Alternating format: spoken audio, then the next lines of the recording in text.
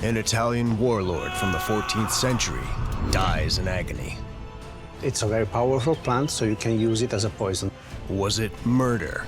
So he's gonna have a lot of enemies. And if so, who was the killer? This could have been what killed him then. Murder is a crime as old as time. We've got the skeleton here. What can the bones tell us? In some cases, We've got a crime scene at 10,000 feet. That's interesting. Yeah. have been unsolved for centuries. It's a mystery. He had his knees sticking up like this. You have here his head? Now, archaeological geneticist Professor Turi King It tells us something about our past. and top homicide cop Rod Demery I've seen hundreds of murders, and it's all about putting that puzzle together with the evidence. are finally unearthing the truth So this could be an axe? Sure. buried in these ancient mysteries. Whether it's now or 1,500 years ago, I still want to know what made this person do what they did.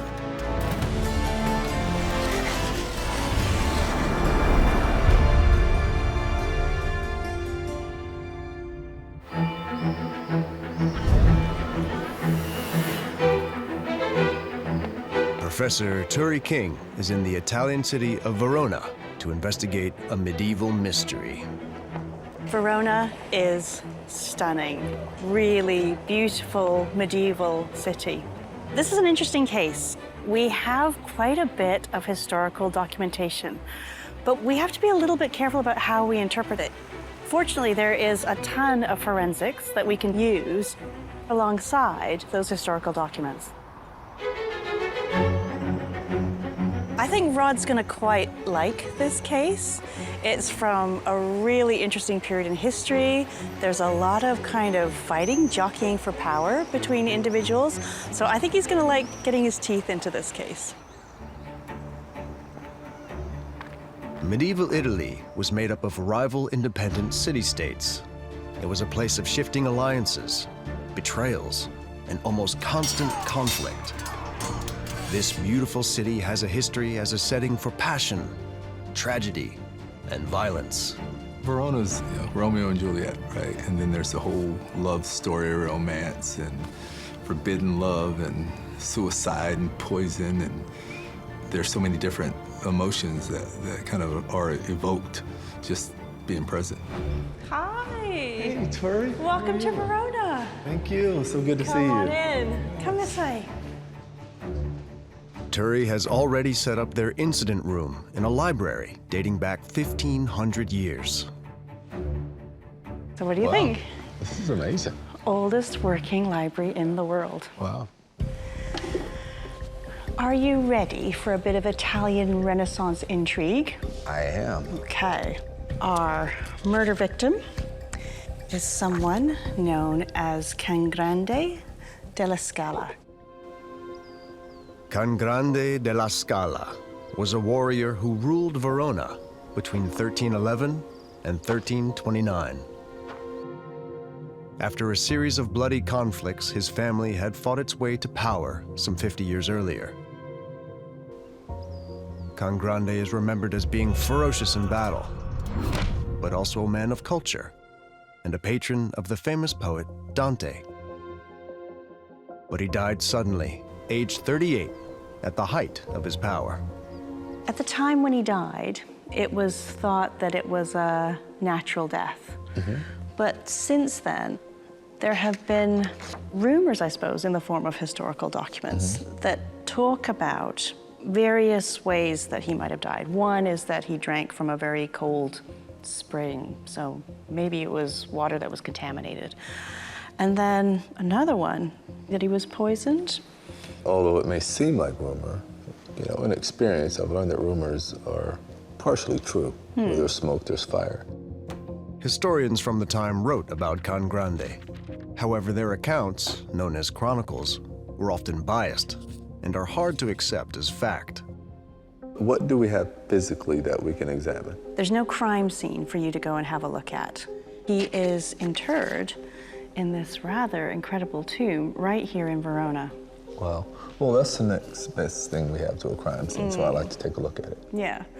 And I know that his remains were disinterred in 1921, and then in 2004, they did an autopsy. So I really want to go and talk to the scientists who did that.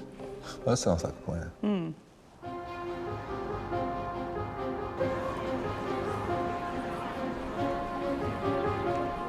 Turi first wants to rule out one version of events, recorded at the time, that Cangrande was killed by contaminated water. Cangrande is described as having the flux, so diarrhea, being sick, and a fever. And one of the chronicles talks about him having had very cold water on a hot day, and that might have been what have killed him. I'm pretty sure that's not likely to have been the case. Something that could have killed him, though, is dysentery. Now, that's also known as camp fever. You've got Cangrande, and he is laying siege to Treviso. Certainly the symptoms seem to fit what Cangrande had. But there is a problem with the dysentery theory. The counter-argument, though, is that dysentery is highly infectious, and the chronicles only talk about Cangrande getting ill. If no one else had dysentery during Cangrande's siege of Treviso, it looks more likely that he was poisoned. If so, Rod needs to start looking for suspects. Typically in a case, you want to get there quickly. You want to talk to the people that are around him, the people who have access to him, the people that could probably harm him. He's a very powerful man, he's a warlord, so he's gonna have a lot of enemies. But I think the first place I would look is someone close to him, someone who has access to him, someone who would have a lot to gain by his death. The crime scene is unknown, but Cangrande's final resting place is the Arche Scaligeri in the center of Verona. It's a series of Gothic tombs built by the Della Scala family. Rod is meeting Dr. Ettore Napione, an art historian and a leading expert on Cangrande. In a modern day murder, the witnesses that I speak to may be, a neighbor or a friend or something. Now my witnesses are archaeologists or forensic scientists. I think the approach is the same in that witnesses, they can give you a lot.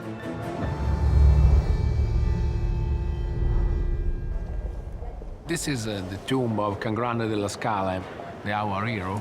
So this is our guy, Cangrande. Yes, this is the sarcophagus, and inside there's the body of Cangrande. Oh, wow. So this is as you go into the church. The tomb was built above the principal door of the church. And that is a privilege for Cangrande. People that enter in the church knows that Cangrande was the Lord. Right. They pay respects when they go in. Yes. You can see that there's two principal parts. The part of the body with the sarcophagus and the part of the night. These tombs tell the story of Cangrande and his family. The different symbols. In the tomb, there are represented the scene of the conquest of Cangrande. And so you can see the ladder with the four stairs. Right. Scaligeri means from the ladder, della Scala. And so that's the symbol, the family. Cangrande took over as head of the family after his two older brothers, Bartolomeo and Alboino, were killed. His nephews Mastino and Alberto fought alongside him. So during Cangrande's time, what type of leader was he? Did people like him? Was he feared? Yes, we know that Cangrande was very popular for his people. And we know also that he was very kind with the enemy. Nevertheless, Cangrande made sure everybody knew he was the boss. So what's the significance of the dogs? The dogs are the symbol of Cangrande because Cangrande means big dog. As a powerful leader, there would always be people who wanted Cangrande dead. Turi is meeting Professor Franco Tagliaro. who was part of a team that exhumed and analyzed Cangrande's body in 2004.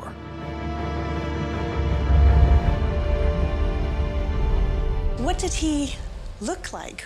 The body was still wrapped in many layers of linen and silk. Cangrande had been interred in a sealed marble tomb, which preserved his remains, despite the humid climate of northern Italy. The body was so well preserved that they could do a CT scan on it. They took him to the hospital at night, when the scanner was free. The images showed that Cangrande's internal organs were in remarkably good condition. And here you can see the residue of the brain. Yeah. Here are residues of lung. Oh, it's incredibly well preserved. And here we can see liver. It is important to say that the skeleton is perfect. No signs of fractures or anything. There are no injuries on Cangrande's skeleton to indicate a cause of death. Back at Cangrande's tomb, Rod is closing in on his first suspect, suggested by an eye-catching feature on one of the statues. There's the dog with the wings. Oh, yeah. That is a symbol of Mastino. It's not a symbol of Cangrande. Oh. To say, I'm the successor of Cangrande.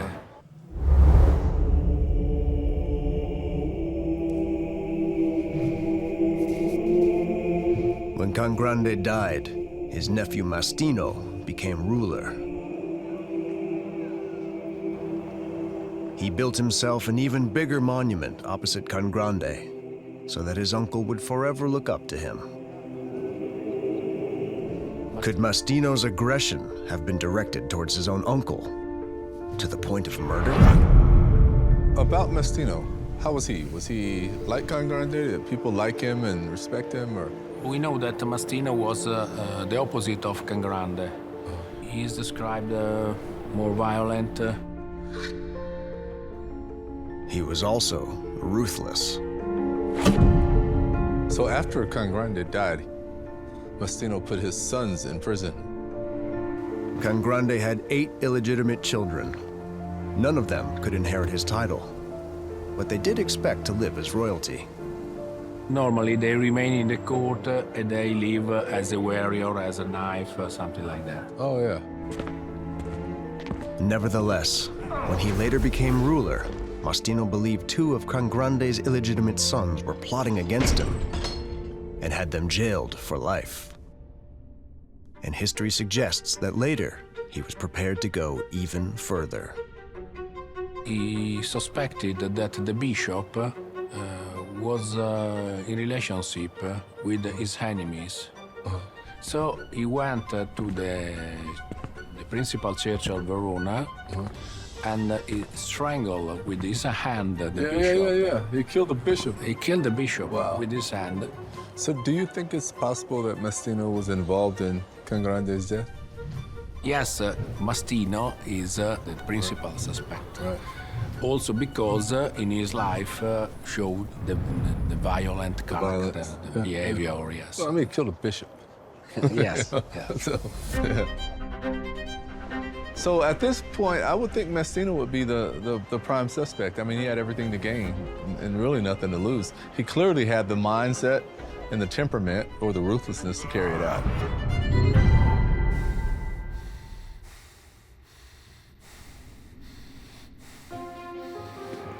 Next steps would be to find out exactly the circumstances of his death. We know where his body was laid to rest, and we know what happened prior to his death, but I'd kind of like to know a little bit more about how the death actually took place. Turi is hoping to find the answer from Franco. After the CT scan, his team did an autopsy on Cangrande's body. Cutting into a 700-year-old body with minimal damage was a challenge. In order to preserve the chest, the ribs, in the abdomen was carried out a circular cut. This allowed the team to analyze Cangrande's organs. Results of the lung analysis showed that Cangrande suffered from a form of emphysema. The people lived in very smoky environments. His lungs are black then from the smoke? Yes. Okay, okay. This is a typical condition of the people living in this time. The condition was common, and there was no reason to think that it killed Cangrande. With no cause of death yet revealed, the team decided to test for more sinister things. The liver, we were very lucky. It's still decently preserved. So what are the sorts of things that you're looking for in the liver? From a toxicological point of view, we look for poisons. Of course, poisoning at that time was quite common. Our first hypothesis was arsenic, the king of the poisons in the history. Arsenic's lack of color, smell, and taste meant it could be secretly mixed into food or drink with lethal consequences.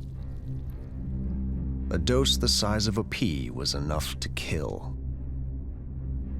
And the symptoms of headache, diarrhea, and drowsiness wouldn't have rung alarm bells.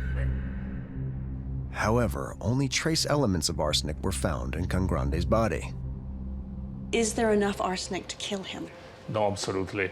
We can rule out arsenic from the, say, hypothesis of the cause of death.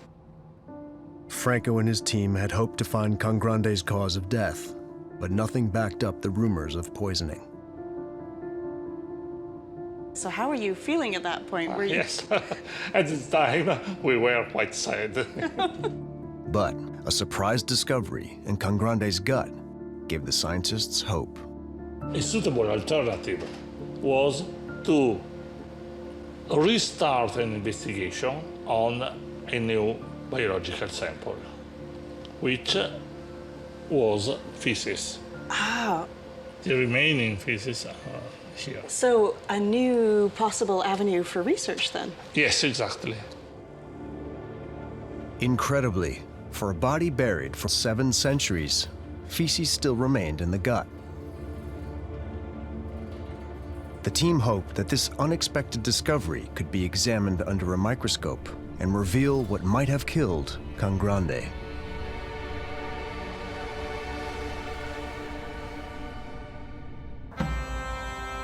While Turi looks for answers in the science, Rod wants to explore Cangrande's movements in the days leading up to his death. Dr. Alex Lee is an expert on early Renaissance politics and warfare in this region. He's taking Rod to the scene of Cangrande's siege of the nearby city of Treviso.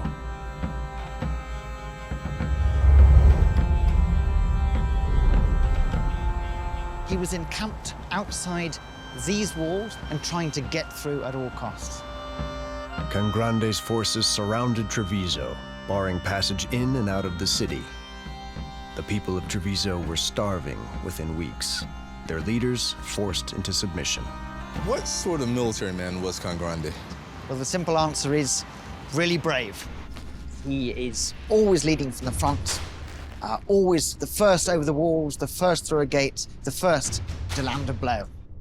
He certainly earned his nickname of the Big Dog. Cangrande is just 20 years old when he becomes the sole ruler of Verona. He embarks on a campaign of conquest. He seeks to expand Verona's dominance of surrounding cities and regions. So I'm thinking at the age of 20, that's pretty impressive. He's interested in expanding his territory.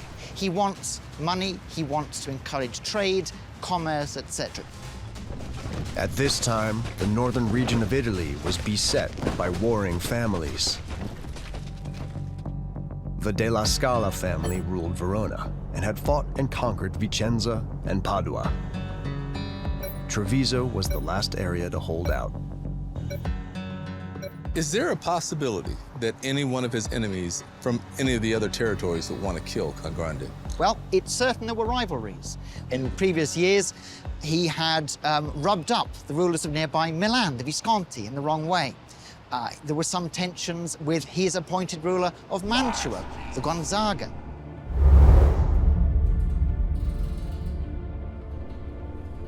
In an era of ruthless political intrigue, rival ruling dynasties constantly fought for territory. A conquered ruler could lose everything: their land, their wealth, and their power. In desperation, any one of them could have killed Cangrande.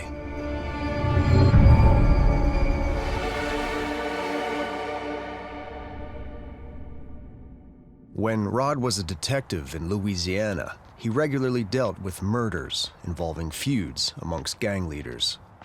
When you think of planned murders or takeovers, then that's the way it's going to happen. You know, get all the heavy lifting out of the way. You know, he conquered, he set everything up in place, and the new leader or aspiring leader wanted to benefit from it.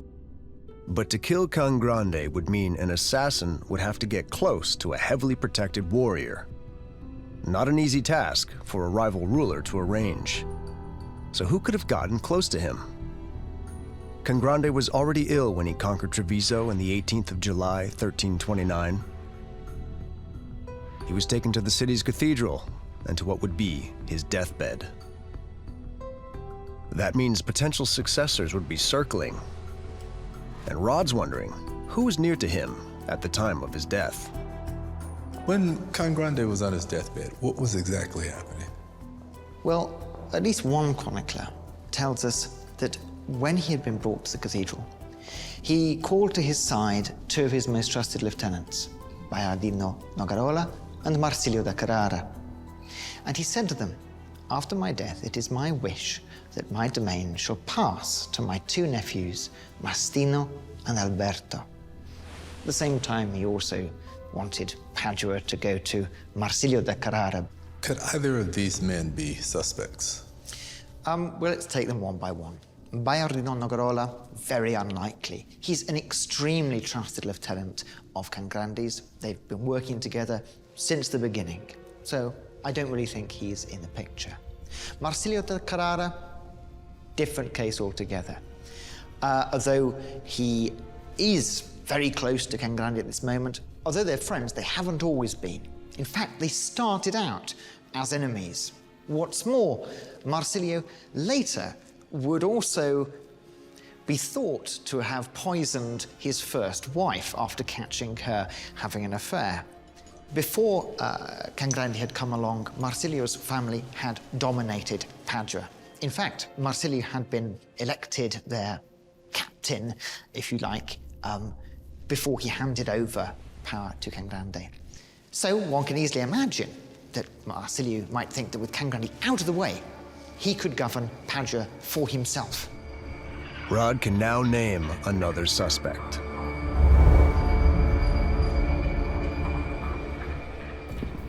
When you're investigating a murder, mostly everyone's a suspect, especially the people closest to the victim. And Marsilio is definitely that guy. I mean, the fact is that they had some previous disagreements or beefs or battles. The other thing about Marsilio is that when people commit murder, they tend to use the same MO.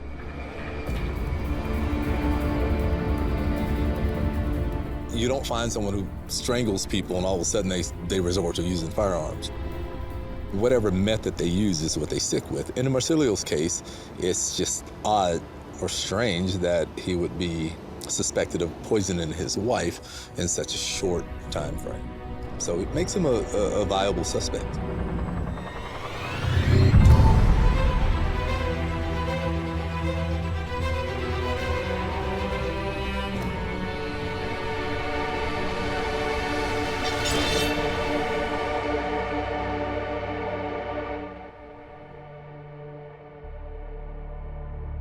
With motives for murder coming in thick and fast, Rod and Turi regroup.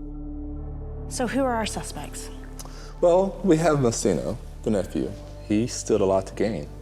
Then we have Marsilio da Carrera, who was conquered by Cangrande, and he may have wanted control. Later, he actually poisoned his wife, so he's a very viable suspect. Then there are the many people that he conquered, the many kingdoms he had taken. So there's no shortage of suspects. Yeah, and it sounds like some of them are pretty violent men already. Very much so. Rod and Turi may have their first suspects, but so far, there is no conclusive evidence of what actually killed Cangrande.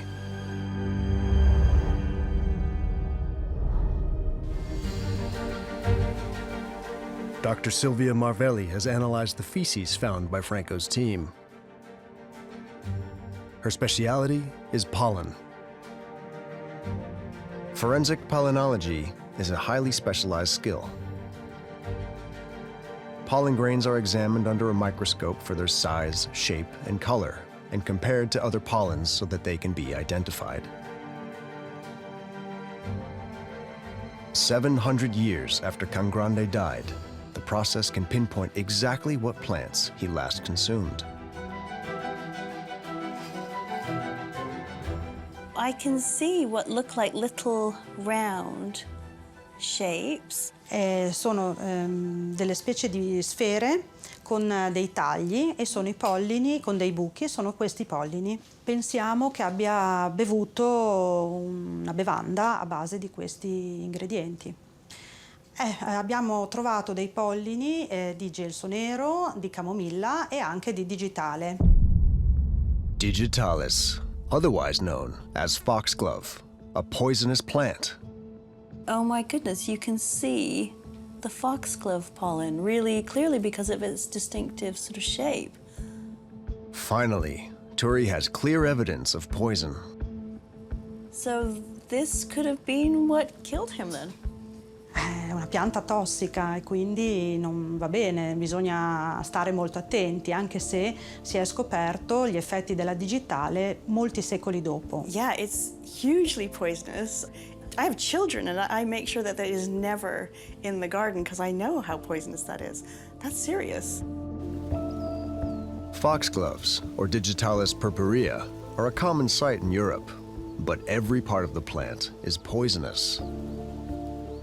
Symptoms include nausea, headache, skin irritation, diarrhea, and ultimately, death. That was fascinating.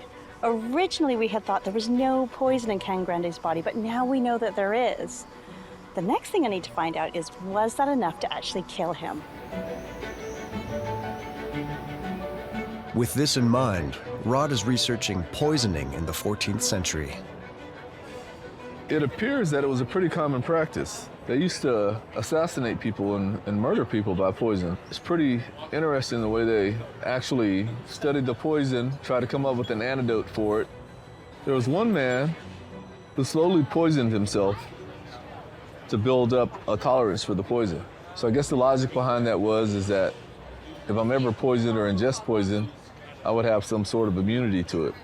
I mean, when it comes to poisoning someone, I would think that it would have to be someone that is very, very, very good at going undetected or someone close enough to actually administer the poison. So far, Rod's found no mention of foxgloves being used as poison in his research. So he and Turi head southwest. I thought it'd be helpful if we go to the Botanic Gardens in Parma. Let's find out more about this plant. Did they know it was a poison at the time? And, how are they using it, basically? Yeah, I agree. We need to find out about it. Rod and Turi are meeting Professor Renato Bruni, director of the University Botanical Gardens at Parma.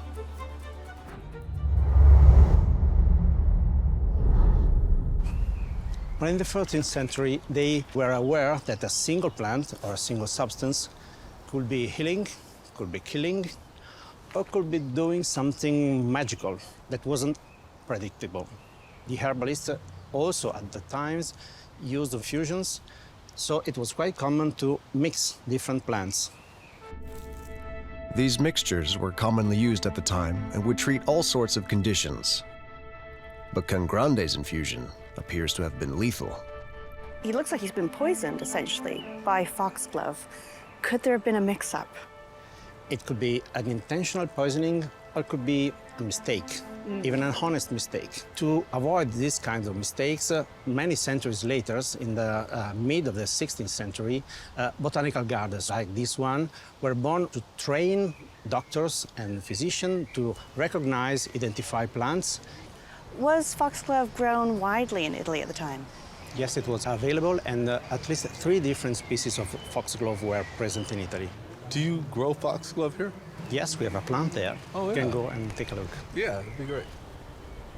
Foxglove grows very close in the same habitat of some other plants which look quite similar. When the plant is not flowering, it could be easily mistaken for other similar plants like borage or like comfrey, which has similar leaves. Borage was traditionally used to treat stomach symptoms, like the ones that plagued Cangrande. In the late 70s, in Belgium, 40 people died because medicine containing digitalis was mislabeled. So if it happens today, it could be easily happen also in the 13th century. Yeah. So it sounds like there's a few possibilities here. It could have been a mix-up. His doctor could have been trying to treat him, but it went really badly wrong. Or somebody could have used it as a poison and killed him. Of course, it's a very powerful plant, so you can use it as a poison. But it's very bitter, so you have to hide somehow the bitterness. The botanical gardens are home to collections of dried herbs and plants going back centuries. So here we are. We have borage, and dried foxglove. The plants could be dried and mixed into healing teas. Imagine that once dried and chopped, these leaves can be easily mistaken one for the other. But also, they could be used to conceal digitalis. Only the person mixing the teas would know exactly what was in them. Okay, so somebody could have slipped it in as a way of poisoning Cangrande deliberately. Yes. Was the foxglove known to be a poison? We are not sure. There was a book which was published in the same period, written by a doctor. In this book, foxglove is not mentioned. But in particular, the book talks about poisons and their remedies. And the fact that foxglove was not there means that also its eventual remedy wasn't known. So would that be why it's not put in the book, because there isn't a remedy? Yes, maybe. But this makes foxglove a perfect poison, because there is no known cure, or at least there wasn't a known cure at Cangrande's time. Other common plant poisons at the time included belladonna, or deadly nightshade, hemlock with its huge white flower heads, and wolfsbane. Shops known as apothecaries, which sold these lethal plants, were open to everyone. The pollen analysis revealed black mulberry and chamomile pollen alongside the foxglove. Could these have been a medicinal tea concoction? It's got chamomile, black mulberry, not the foxglove. Oh, here, let's get it. Should try Give it. it a taste. So it's supposed to be medicinal. It's supposed to be really good for you. Smells good. Cheers. It's like chamomile. Turi and Rod know that foxglove, digitalis, is bitter. I suppose it depends on how much foxglove would be in here, but I'm not sure that would really mask it. It's quite a delicate flavor. Yeah, and it tastes like medicine. I mean, Yeah. so I think if someone was sick, someone was ill, you'd give them a cup of this. It seems the chamomile and black mulberry wouldn't mask the flavor of the poison. Unless you think the doctor's going, look, I know this isn't going to taste great, But but it's good for you. Cangrande would have known he was drinking something that's bitter. With that in mind, do you think it makes the doctor a suspect? Well, he's possibly one. Because someone would have to have the knowledge to mix this. Sort of figure out a way to disguise it and get the proper dosage. Yeah. So. Renaissance Italy was at the forefront of medical developments. Large medical schools practice herbal and mineral treatments and groundbreaking cures. Physicians, such as Cangrande's unnamed doctor, were educated men and were paid well for their skills. If the doctor's giving it to him, has he got a motive to kill Cangrande, do you think, or do you think someone else I is think behind maybe it? someone would employ the doctor to kill him, but I don't know that the doctor would have a motive to kill him. So someone might have paid the doctor. Rod has his fourth possible suspect.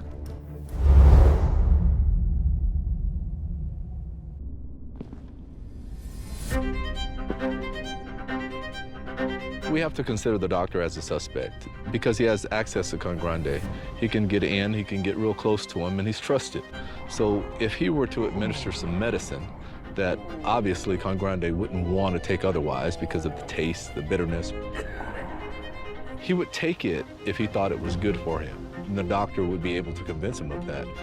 We don't have a proper motive for the doctor, but it is very possible that he's a suspect.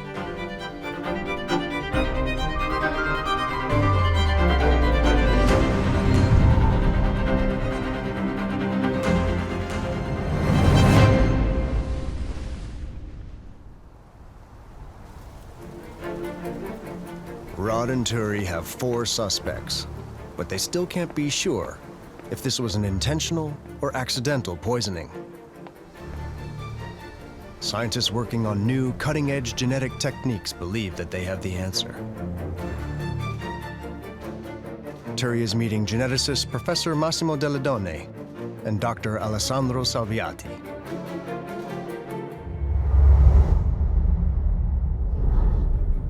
Massimo, Alessandro, you've been doing some really cutting-edge research. You've been sequencing Cangrande's genome. Today, scientists use genomic sequencing to analyze living patients' DNA for mutations that cause diseases or specific health conditions. Well, we had a lot of experience on sequencing patients, but people alive, not patient died 700 years ago. In recent years, the procedure has become so sophisticated that they can broaden its use. The technology improved very much in the last few years, so it's possible today to do something that 5 years ago it was impossible to do. Scientists had already established the damage to Cangrande's lungs. The people lived in very smoky environments. His lungs are black then from the smoke? Yes. Okay. Yes. Now, this team decided to test Cangrande's DNA and find out more about any diseases that he might have had. We analyzed the genome to see if there were variants or mutations, something that could explain some predisposition to a disease. They found 2 genetic variants within a chromosome indicating a rare inherited disease that in the USA affects only 1 in 40,000 people. We are confident that Cangrande got both the wrong copies one from the father and one from the mother. He has been very unlucky. The name of the disease is Pompe disease for the infantile form. And then it is glycogenose type 2 for the adults. Pompe disease, or glycogenosis type 2, is a rare genetic disorder in which the body is unable to break down a complex sugar called glycogen. This affects organs and tissues, particularly muscles. Pompe disease often kills in childhood, but it can develop later, as it may have done with Cangrande. In adults, it can also cause severe breathing problems and an irregular heartbeat. Is that why he might have been given digitalis? Digitalis has been found to have a chronotropic and inotropic effect on the heart. So it's affecting the heart rate. Yeah, reducing the heart rate. Modern doctors now use digitalis to treat heart problems. We don't know if Cangrande's doctor used it. If so, he would have been ahead of his time. But Alessandro believes its presence shows an attempt to treat a man who was dying from his condition anyway, and that its presence wasn't malicious. Cangrande was killed by a respiratory crisis due to his disease, glycogenosis type 2. So the adult onset sort of Yes. disease, you think that No that doubt killed about him? that. He was going to die of his disease. That was completely fascinating for me. Really cutting-edge science that you couldn't do even just a few years ago. And what came out of it is that Cangrande's got quite a serious underlying genetic condition. But he's also got this foxglove in his system. So the question is, did somebody hurry along his death, or was it a medical mistake? To try to answer this question, Turi wants to find out how much digitalis was in his system. Was it enough to kill him? She's meeting toxicologist Professor Federica Bortolotti. Federica's team put samples of Cangrande's liver and feces through a process of centrifugal analysis. We found glycosides, and the concentrations we found were around some tens of nanograms per gram. Glycosides are drugs or poisons which can be derived from plants.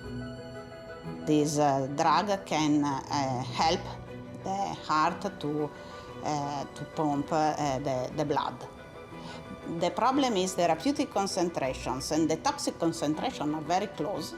These concentrations are in the toxic range. This finding brought us to hypothesize that the cause of death of Cangrande could be an acute intoxication caused by foxglove toxins. How sure are you that foxglove is what killed Cangrande? I personally pretty sure. A new picture of Cangrande is emerging. He was a warlord, but one who suffered from a chronic and debilitating illness. Was his death an accident, or was it deliberate? Let's have a look at the evidence that we've got. We know that Cangrande had this genetic condition that could have killed him. In his feces, he had huge amounts of pollen. And then from talking to Federica, in his liver, he had amounts of digitalis toxin that were way above what would be needed to kill him. Maybe this was an accidental overdose. The doctor's trying to treat Cangrande and just gives him too much. Or was it intentional poisoning? One thing is certain.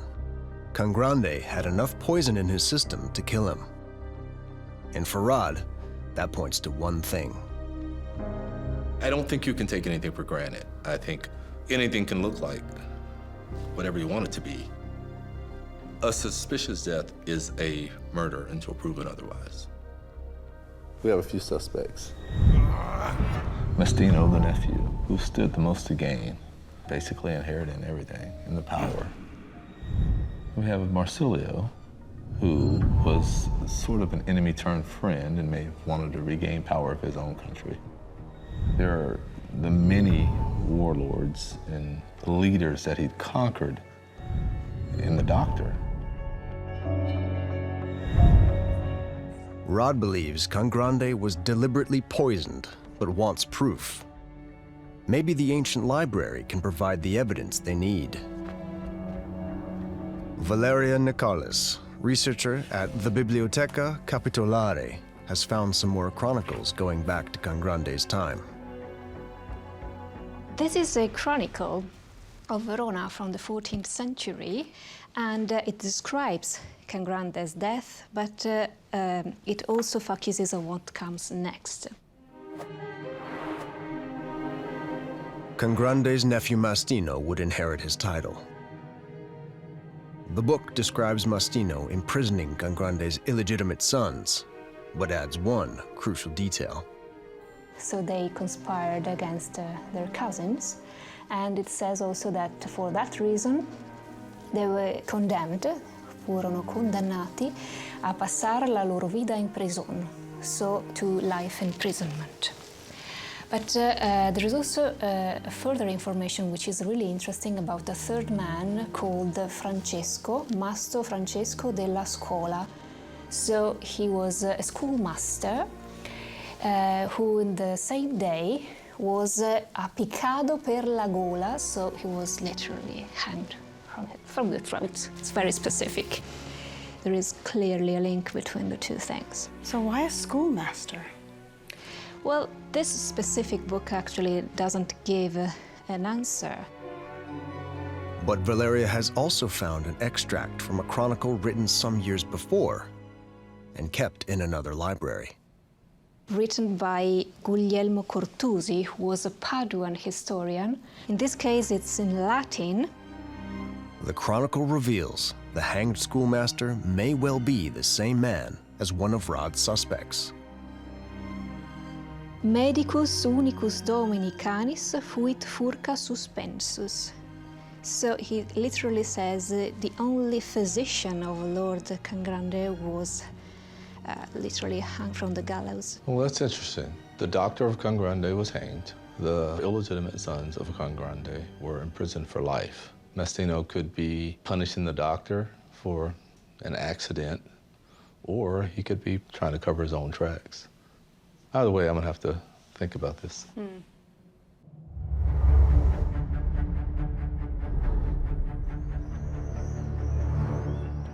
I believe that it's murder, not an accident, because there's so much mystery around the case.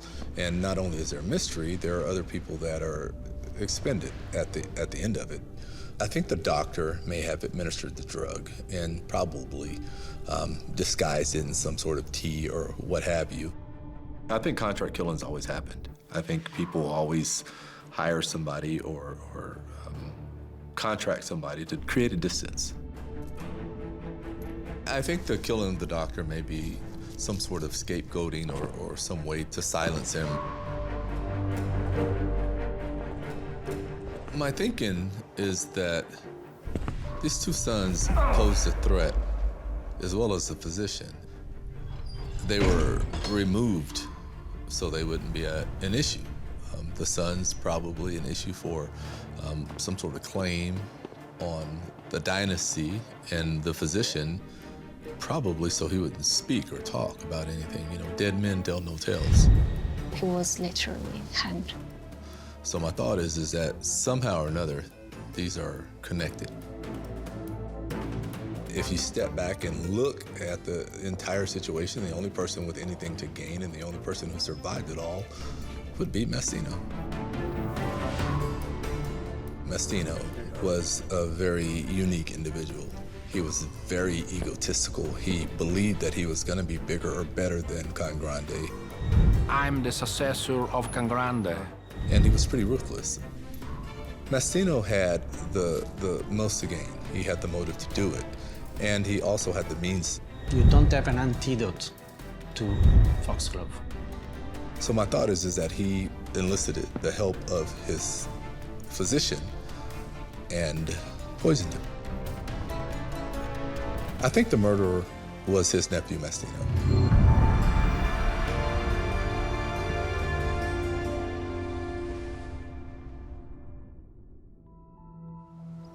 7 centuries later, the story of Cangrande's death continues to twist and turn. And for Rod and Turi, it's revealed something about a fascinating period in history, too. It's been a really engrossing case. It's been this deep dive into Italian Renaissance intrigue.